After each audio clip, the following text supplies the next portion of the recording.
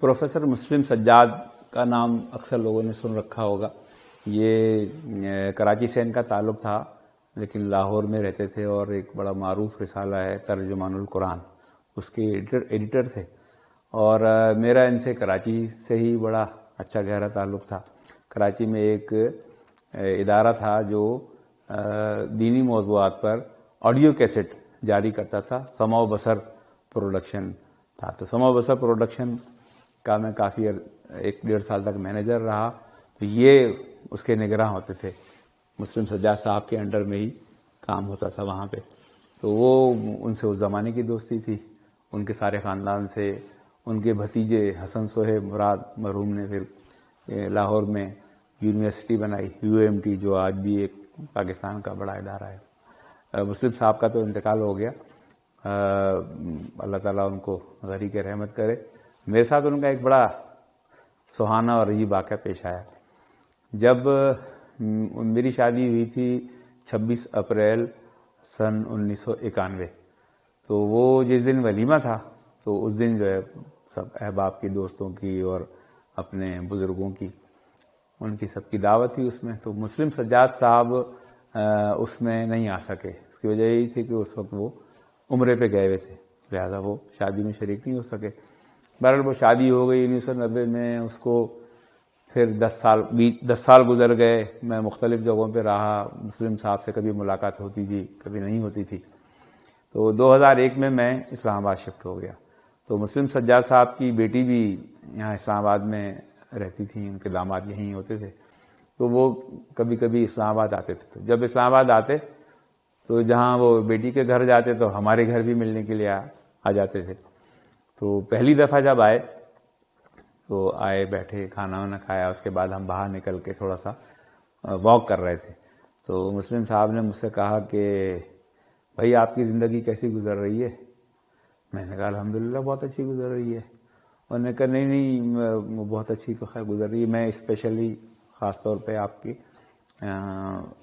گھر کی آپ کی اہلیہ کے حوالے سے پوچھ رہا ہوں کہ ان کے ساتھ آپ کے تعلقات کیسے ہیں، وہ زندگی آپ کی کیسی ہے، کیسی دوستی ہے، کہیں آپس میں جھگڑا تو نہیں ہوتا، اختلاف تو نہیں ہوتا؟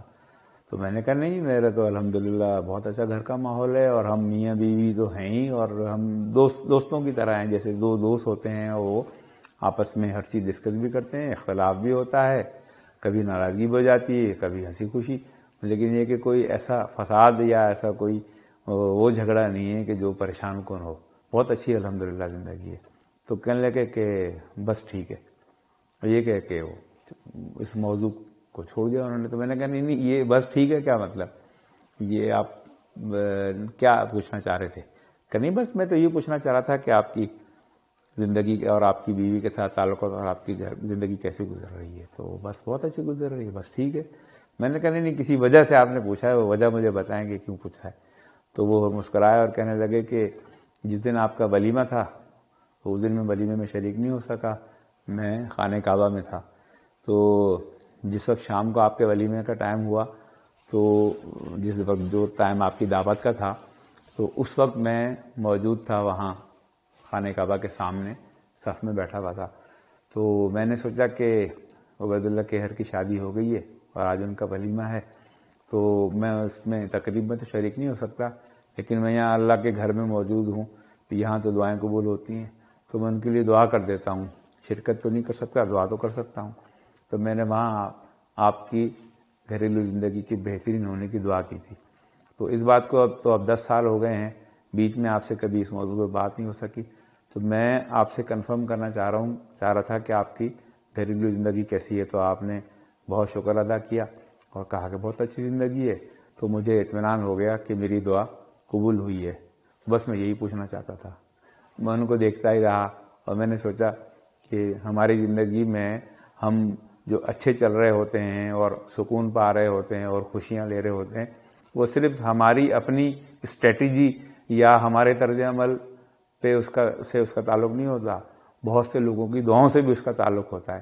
تو ہو سکتا ہے کہ ہماری زندگی جو اچھی ہے، تو جس طریقے سے مسلم سجاد صاحب کی دعائیں ہیں، والدین کی دعائیں ہیں، بزرگوں کی دعائیں ہیں، جو خیر خواہ دوست ہوتے ہیں ان کی خواہشات ہیں، وہ ان سب چیزوں کی وجہ سے ہماری زندگی اچھی ہو رہی ہوتی ہے. تو ہم کوشش کریں، خواہش کریں کہ لوگوں کے ساتھ ایسا ہمارا تعلق ہو کہ وہ اپنی دعاؤں میں ہمیں یاد رکھیں.